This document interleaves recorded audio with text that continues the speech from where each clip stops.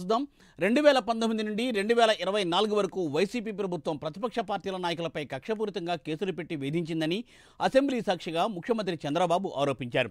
సాక్షాత్తు వైసీపీ తరఫున నర్సాపురం ఎంపీగా గెలిచిన సొంత పార్టీ ఎంపీ రఘురామకృష్ణరాజుపైనే అనేక కేసులు పెట్టిందని అన్నారు. తమ ప్రభుత్వం అనుసరిస్తున్న ప్రజా వ్యతిరేక విధానాలను ప్రశ్నించడం గాను సొంత పార్టీ ఎంపీని కూడా చిత్రహింసలకు గురిచేసిందని చెప్పారు చంద్రబాబు. అంతేకాకుండా ఎంపీ RRRపై థర్డ్ డిగ్రీ కూడా ప్రయోగించిన సందర్భం రాష్ట్రంలోనే కాకుండా దేశంలో కూడా సంచలనం రేకెత్తించిందని చంద్రబాబు తెలిపారు. సిఐడి అధికారులు హైదరాబాద్లో ఉన్న రఘురామకృష్ణరాజును అరెస్ట్ చేసి కోర్టులో హాజరుపెట్టకముందే కస్టడీలోకి తీసుకుని థర్డ్ డిగ్రీ ప్రయోగించి ఎంపీ అని కూడా చూడకుండా విచక్షణారహితంగా కొట్టడం అప్పట్లో పెద్ద సంచలనమే అయిందని అన్నారు చంద్రబాబు నాయుడు. అయితే అదే రఘురామకృష్ణరాజును ఉండి ప్రజలు హక్కున చేర్చుకుని అసెంబ్లీకి భారీ మెజారిటీతో పంపించారని చెప్పారు చంద్రబాబు.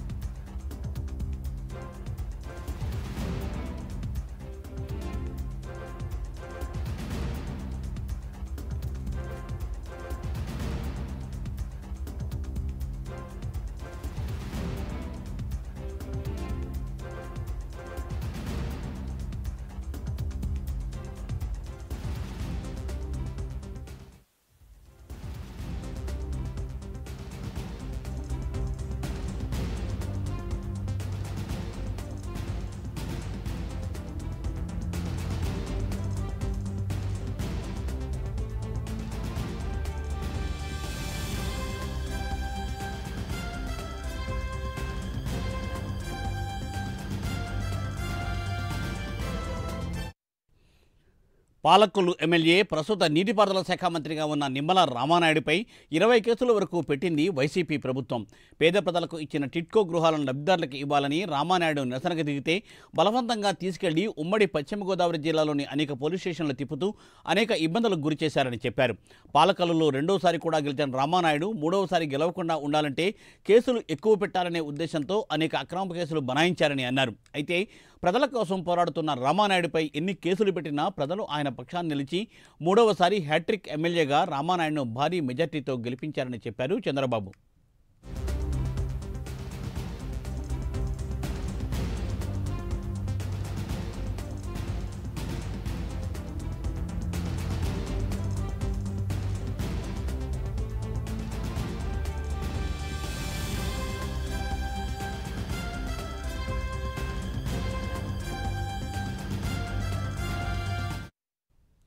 దెందులూరు ఎమ్మెల్యే చింతమనేని ప్రభాకర్పై 48 కేసులు పెట్టారని చెప్పారు. రాష్ట్రంలో అత్యధిక కేసుల్లో రెండవ స్థానంలో చింతమనేని ఉన్నారు. చింతమనేని ప్రభాకర్పై 48 కేసులు పెట్టి దాదాపుగా నెల రోజులకు పైగా బయటకు రాకుండా జైల్లో ఉంచారు ఆయన్ను. ఒక కేసులో బెయిల్ వచ్చి బయటకు వస్తారనుకునే లోపే మరో కేసు పెట్టి మానసిక వేదనకు గురి చేశారు.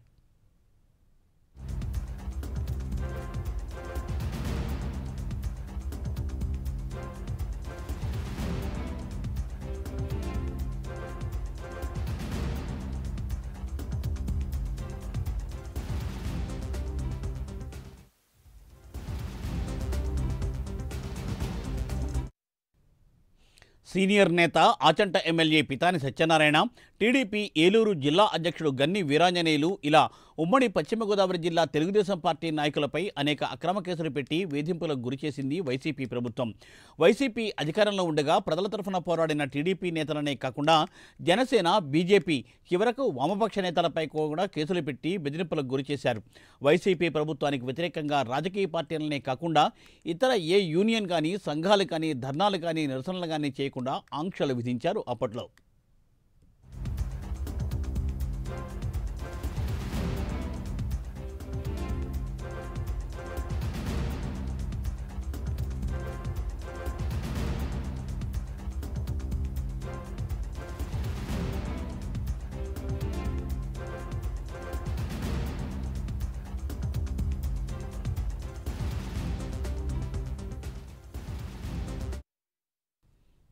కాపుల రిజర్వేషన్ కోసం ఉద్యమం చేస్తున్న మాజీ మంత్రి, కాపు సంక్షేమ శాఖ అధ్యక్షుడు, రాజకీయ కురువృద్ధుడు 90 సంవత్సరాల వయసున్న చేగొండి హరిరామజోగయ్యను అరెస్టు చేసి జిల్లా అంతా తిప్పి ఏలూరు ప్రభుత్వ ఆసుపత్రికి తీసుకువచ్చి వదిలారు.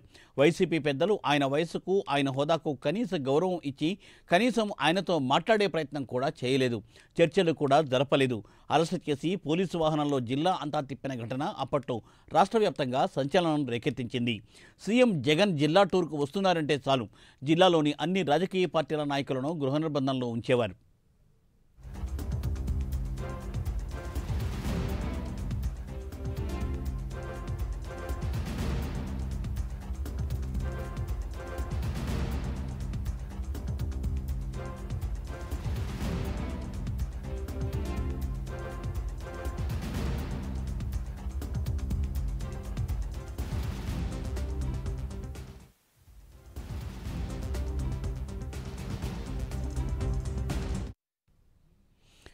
ఇక ఉమ్మడి తూర్పుగోదావరి జిల్లాలోని రాజకీయ ప్రత్యర్థులపై కేసులు నమోదు చేసి వేధించింది వైసీపీ ప్రభుత్వం.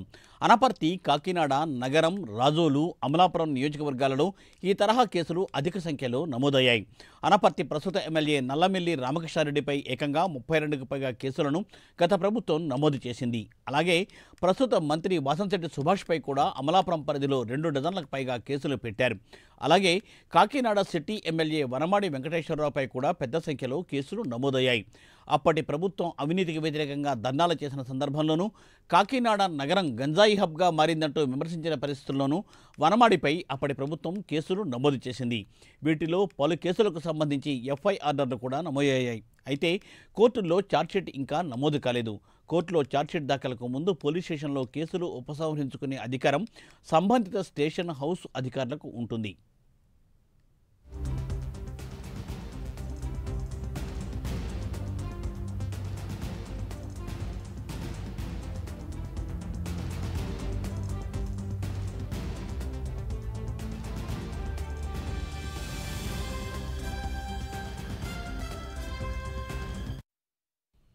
మరోవైపు రాష్ట్ర వ్యాప్తంగా వైసీపీ రాజకీయ కక్షల్లో నమోదు చేసిన అక్రమ కేసులన్నింటినీ ఉపసంహరించుకోవాలంటూ ప్రభుత్వం నుండి ఆదేశాలందాయి. దీంతో ఇప్పుడు డీఎస్పీలు, సీఐలు, ఎస్ఐలు ఈ కేసుల జాబితాలు రూపొందించడంలో బిజీగా మారారు. ఎన్నికల వరకు నమోదు చేసిన ఇటువంటి అక్రమ కేసులకు సంబంధించి ఇంకా ఛార్జ్షీట్ దాఖలు చేయని వాటి వివరాలు వీరు సిద్ధం చేస్తున్నారు. వీటిని తమకు పంపాలంటూ రాష్ట్ర హోంశాఖ ఇప్పటికే ఎస్పీలకు ఆదేశాలను జారీ చేసింది.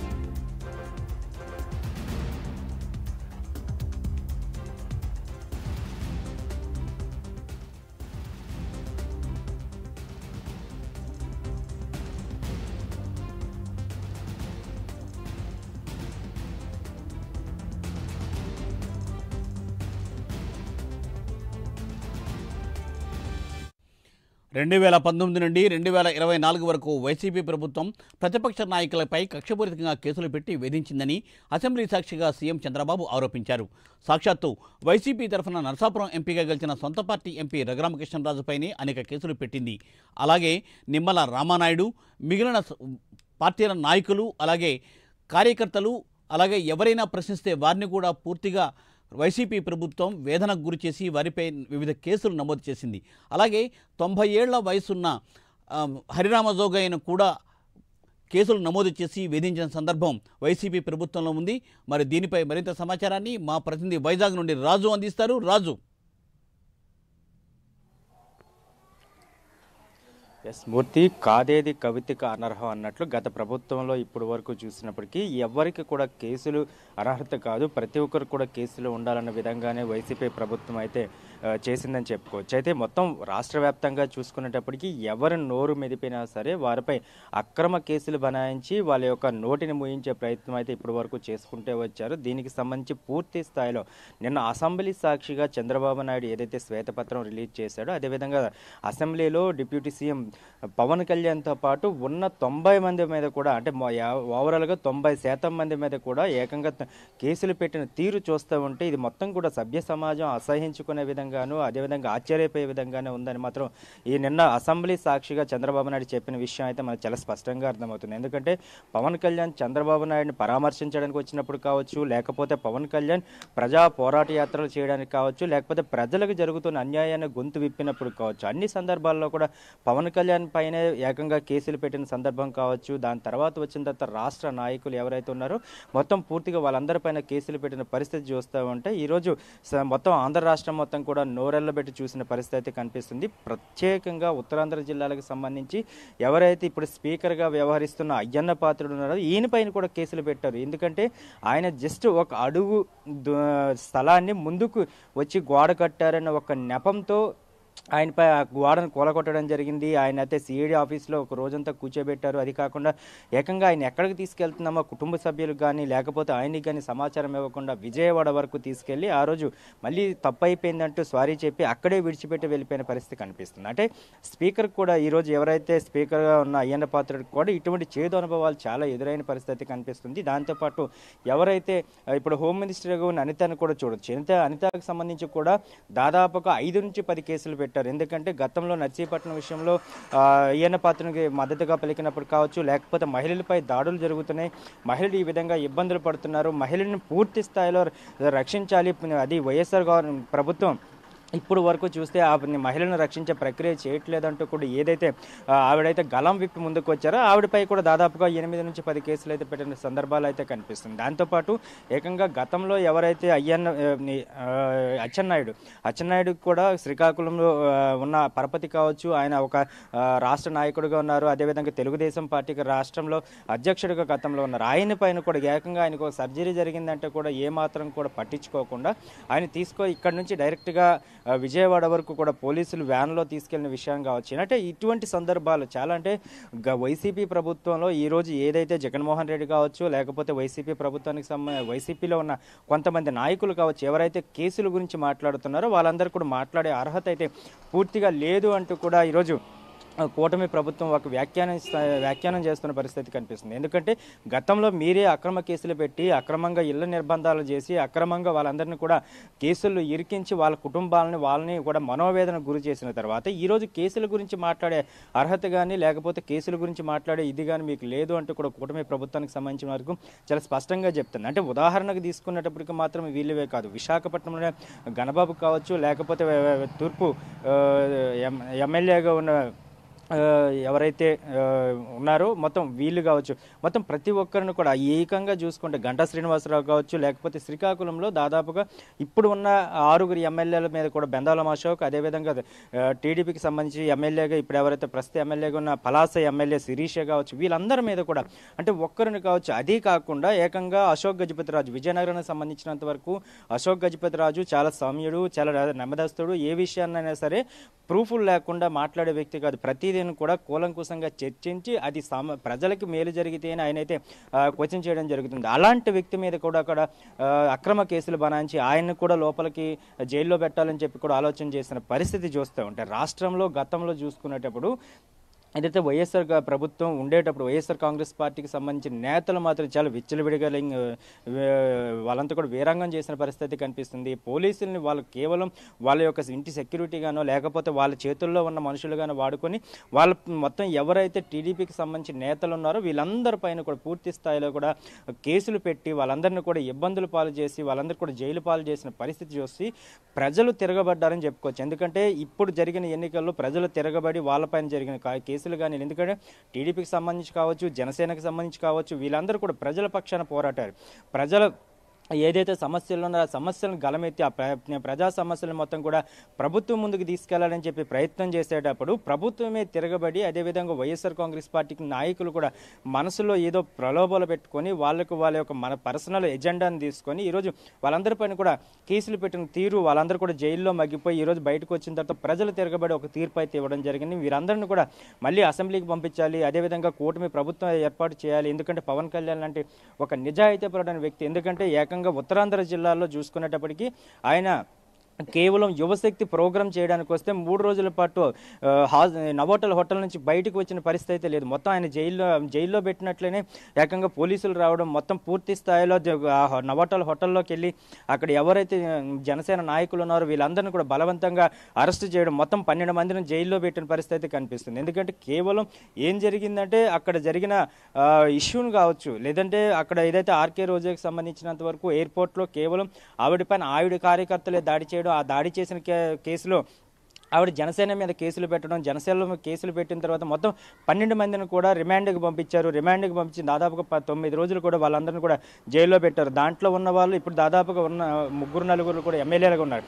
అంటే ఇదంతా కక్షపూరితంగా చేశారు. ఎందుకంటే ఒక పార్టీని కానీ లేకపోతే ఒక పార్టీ నాయకుడిని కానీ మనోగతంగా వాళ్ళ యొక్క వ్యక్తిగతంగా కానీ వాళ్ళని కానీ ఏమైనా సరే వీక్ చేయగలిగితే, వాళ్ళకు స్వతహాగా వాళ్ళైతే వీక్ అవ్వగలిగితే తప్పకుండా ప్రజాక్షేత్రంలోకి రాలేరు. వాళ్ళందరూ కూడా తిరిగి బయటకు వెళ్ళిపోతారు. మళ్ళీ మేమే అధికారంలోకి వస్తారని ఒక స్వార్థపూరితమైన రాజకీయాలు చేస్తున్నారంటూ కూడా కూటమి ప్రభుత్వం ఈ రోజు అయితే ఒక స్పష్టమైన ఆదేశాలు ఇవ్వడం జరుగుతుంది. మొత్తం అందరూ కూడా స్ట్రాంగ్ గా ఉన్నారు. ఉన్న కేసులన్నింటిని కూడా పూర్తి స్థాయిలో నిజ నిర్ధారణ చేసి అయితే వాటన్నిటిని కూడా తొలగించాలంటూ కూడా చంద్రబాబు ఇప్పటికో ఆదేశాలు అయితే జారీ చేసిన పరిస్థితి అయితే కనిపిస్తుంది. Murthy, thank you Raju, thanks for update.